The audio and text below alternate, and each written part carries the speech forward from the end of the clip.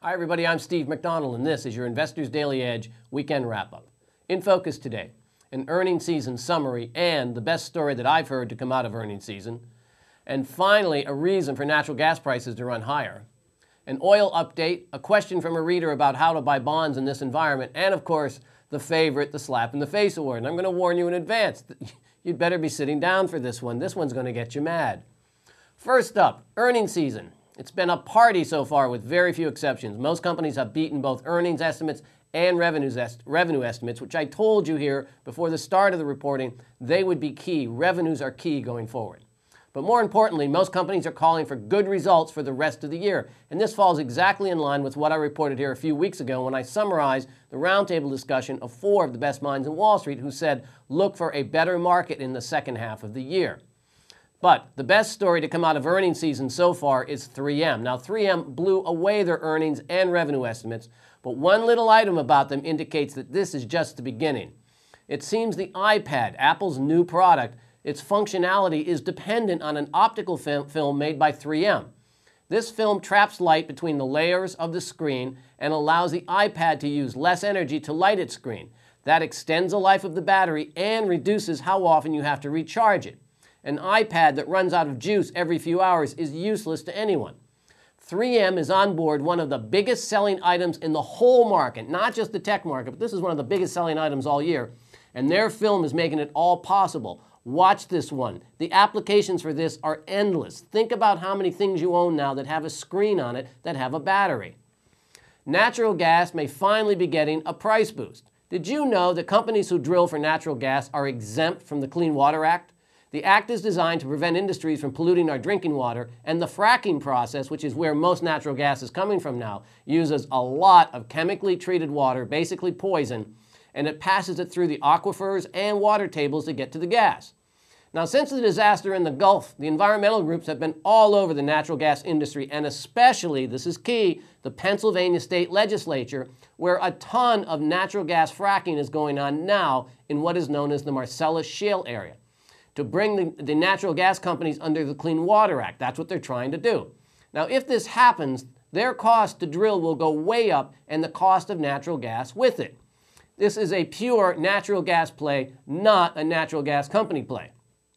The drilling and exploration companies will have huge new expenses if they have to increase regulations, which will be reflected in the price of gas, but not necessarily in the company's stock.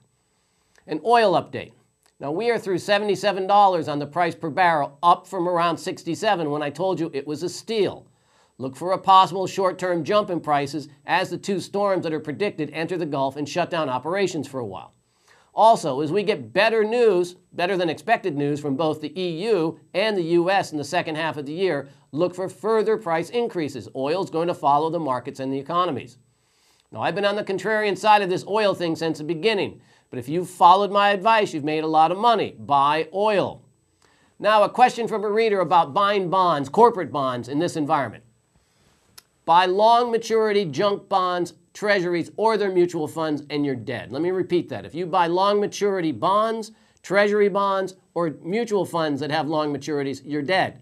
Now, you can buy short maturities in good quality bonds, and when rates go up, good quality short maturity bonds actually hold up very well compared to the rest of the bond market. Use what I call a short-term staggered ladder. You buy your bonds so you have money coming due every few months and you spread it out over, say, a 3 to 5 year period. This allows you to have fresh money coming out at maturity every so often so you can buy back into a rising interest rate market. Short maturities, good quality, that's a double B and up. Laddering to make money available every few months, and don't just buy a few bonds. One of the biggest mistakes people make whenever they ask me to look at their portfolios, I look at it and they'll have 15 stocks and they'll own 2 bonds and they'll have $75,000, $100,000 in each one. Always, just in stocks, stay diversified. Plan on owning at least 5 or 10 different bonds from a number of industries. This is exactly what I do in the bond trader. Since September of 2008, which I think you'll agree was a very tough market to launch any type of service, I've only had 2 losses, one for 3% and one for 15%. And we've had 116 winners out of 118 picks. And the average is around 30% a year on the closed trades. Almost every bond in the portfolio is worth more than what we paid for it. Now, the income from this portfolio is around 6.5%, and our minimum average annual return, that means if we hold the bonds to maturity, is around 9%. And I'm always looking for ways to trade these bonds before maturity and move to better opportunities. Now, buying bonds at a discount also adds to the total return, in some cases 20 and 30% annually.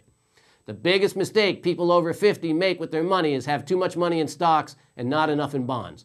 The bond strategy will give you the stability you need to get to retirement and to fund your retirement and still beat the long-term return of the stock market. Take a look at the Bond Trader. There's a link below. I guarantee it, and it is safer than the stock market and long maturity bonds in an inflationary or rising interest rate environment.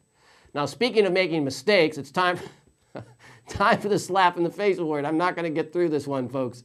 I almost died when I read this. This week, our buddies at GM and the folks in Congress who bailed them out again get the cheek smacker. GM announced it will be paying $3.5 billion in cash to buy AmeriCredit. Now, it seems GM has the money now to buy, for cash, a $3.5 billion financing arm.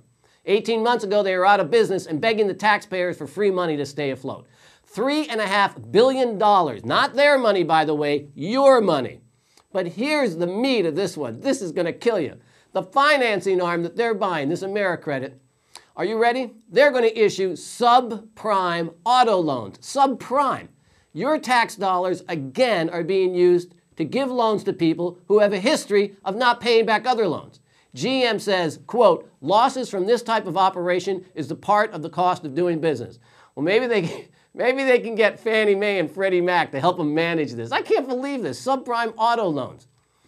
Anyway, see you next week. Have a great week. And in fact, go out and get a subprime auto loan. What the heck? You're paying for it anyway. Thanks, folks.